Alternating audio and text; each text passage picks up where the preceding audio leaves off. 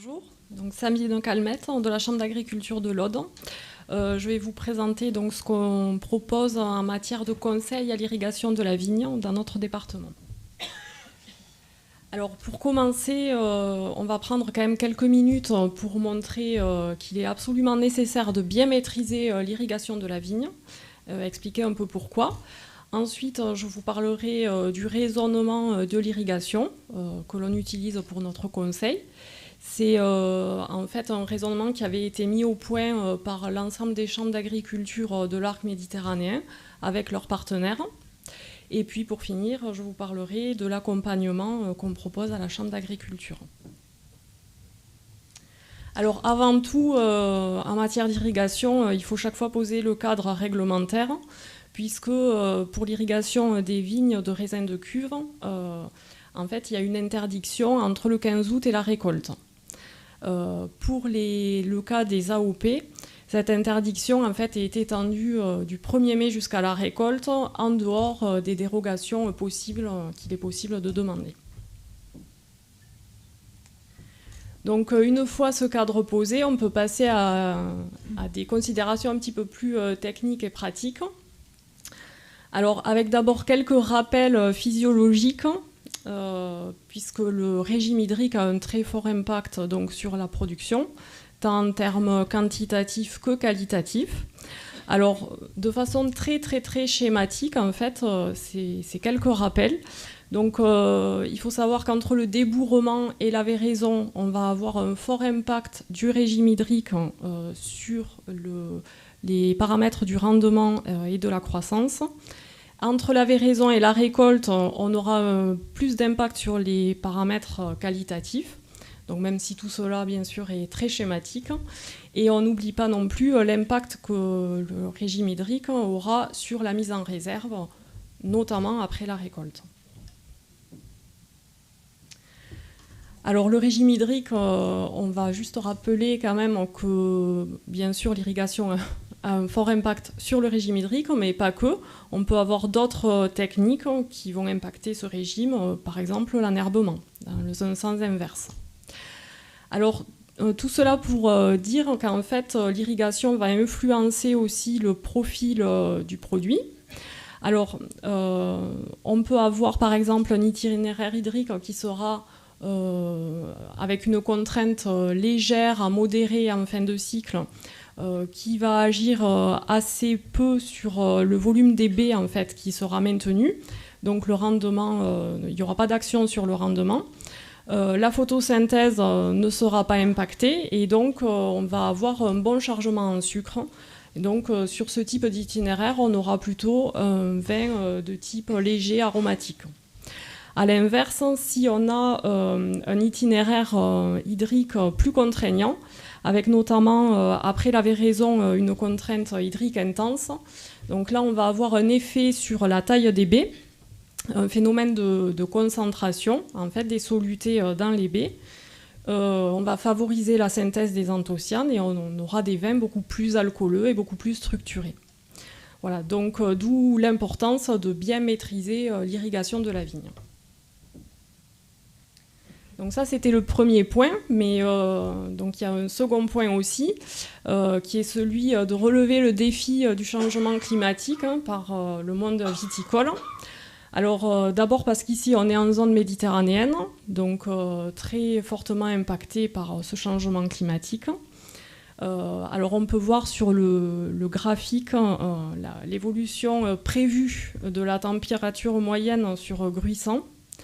Donc en fait, on constate qu'au début du XXIe siècle, une année qui va être considérée comme des plus chaudes, en fait, sera toujours plus fraîche qu'une année considérée comme froide à la fin du XXIe siècle. Donc ces prévisions donnent un peu l'ampleur de ces changements.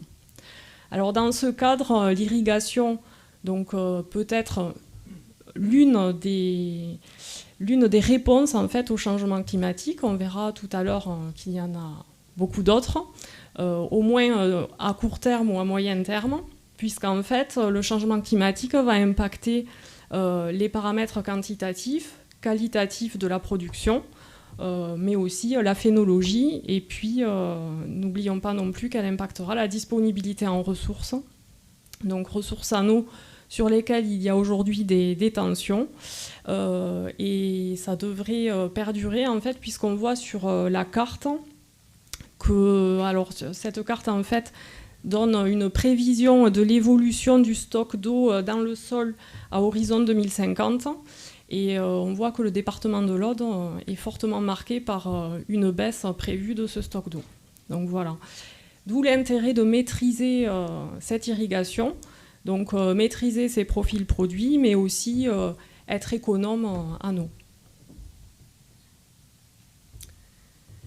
Donc cette introduction permet d'expliquer un peu le raisonnement de l'irrigation tel qu'on le conçoit. Donc l'idée étant de finalement essayer d'évaluer le niveau de contrainte hydrique de la vigne pour la maîtriser en fonction des objectifs de production recherchés. Alors l'idée est d'utiliser donc un minimum d'eau pour avoir une efficacité optimale. Alors raisonner l'irrigation finalement, et plus concrètement, c'est se poser 3 questions. Quand est-ce que je vais déclencher l'irrigation? Quelle dose je dois apporter? Et quand est-ce que je vais renouveler mes apports? Donc pour y répondre, il faut d'une part connaître ses sols, et notamment en évaluer la réserve utile, donc connaître la texture, la profondeur du sol. Ça permet aussi de mieux moduler et fractionner ses apports. D'autre part, il faut connaître les données climatiques de son secteur. Alors, l'évapotranspiration, les précipitations, donc ça, c'est les paramètres, bien sûr, les plus importants. Et puis, il faut maîtriser aussi les indicateurs de l'état hydrique. Alors, de l'état hydrique des sols, par le biais de capteurs, donc capteurs tensiométriques, où on utilise aussi des sondes capacitives qui vont donner, comme on l'a vu lors de la présentation précédente, l'évolution du stock hydrique dans le sol. Il faut aussi connaître, avoir des informations sur l'état hydrique du végétal. Donc là, ce sera par une lecture directe. Donc on va utiliser soit la méthode des potentiels de base qui donnent le résultat direct de la contrainte hydrique de la plante, ou on peut utiliser aussi la méthode des APEX qui permet en fait qui est corrélée en fait, ça donne une évolution, une tendance de l'évolution de la croissance de la plante et c'est corrélé directement avec la contrainte hydrique subie par la vigne. Et enfin, donc, on utilisera la modélisation du bilan hydrique pour essayer d'évaluer l'itinéraire hydrique de la vigne tout au long du cycle. Alors, une fois qu'on connaît, qu'on a tous ces indicateurs en main, on va décider du déclenchement de l'irrigation. Donc, en fait, lorsque l'un ou plusieurs des critères, des indicateurs vont atteindre un seuil critique, qui est défini en fonction de ses objectifs de production, on va décider de déclencher l'irrigation, si bien sûr il n'y a pas de pluie prévue. Et à partir de là, on va apporter des doses équivalentes à 1 à 2 mm par jour, donc en fonction de la densité du végétal, mais aussi du climat. Ces doses peuvent aussi être apportées de façon hebdomadaire. Donc finalement, on utilisera entre 30 et 100 mm par an, donc en fonction du type de production, du type de sol et du millésime.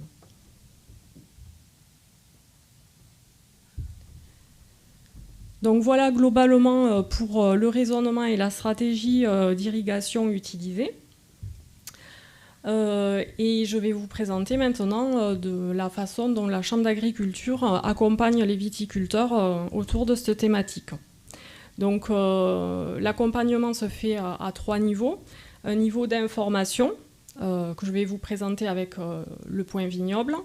Un niveau de formation pour les viticulteurs qui souhaitent approfondir le sujet. et un niveau de conseil pour la mise en pratique. Alors pour l'information, elle se fait au travers de la parution du Point Vignoble, donc qui est un bulletin hebdomadaire qui est envoyé à tous les viticulteurs dont la Chambre d'agriculture possède l'adresse email. Et en fait, il permet de donner des éléments de repère et de sensibiliser les viticulteurs à la problématique sur l'ensemble des secteurs du département.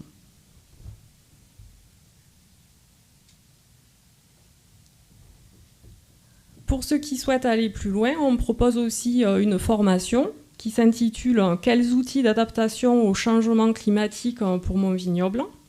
Donc elle dure une journée. Elle se fait en général par des exposés participatifs et éventuellement des visites de parcelles. Et cette formation permet d'apporter des éléments approfondis sur des pratiques économes en eau pour la vigne et sur la maîtrise de l'irrigation et les outils qui permettent cette maîtrise.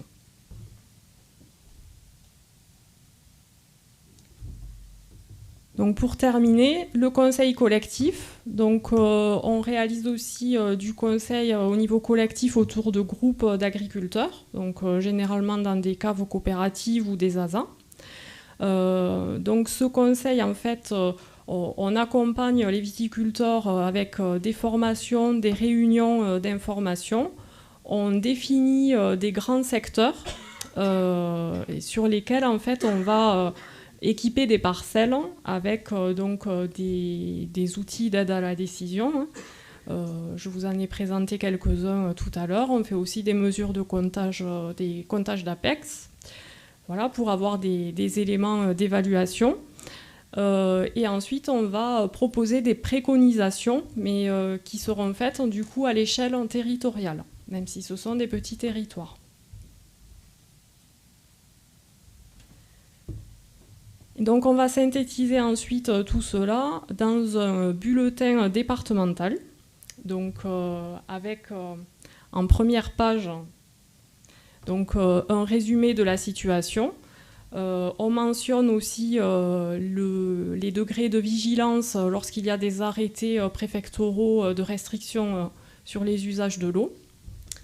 On fait un résumé de la situation météo. Un résumé aussi des observations sur les parcelles de référence et de la modélisation. Et à partir de là, on diffuse des préconisations, mais toujours à l'échelle territoriale, donc qui peuvent par la suite être affinées par des agriculteurs qui seraient intéressés. Au verso du document, on va retrouver le détail des informations, donc par secteur, avec des informations plus précises sur l'évolution de la modélisation, mais aussi sur l'évolution en fait, des outils, des mesures réalisées sur les outils installés sur les parcelles, avec le conseil par secteur et le degré de vigilance. Voilà, donc ce bulletin est envoyé aussi une fois par semaine. Alors, si vous êtes intéressé pour approfondir un peu ce travail avec nous, voilà, donc je vous ai remis schématiquement la façon dont nous pouvions intervenir. Et je vous ai affiché aussi les contacts, donc vous pouvez téléphoner au service viticulture-œnologie ou même me contacter par mail. Voilà, je vous remercie.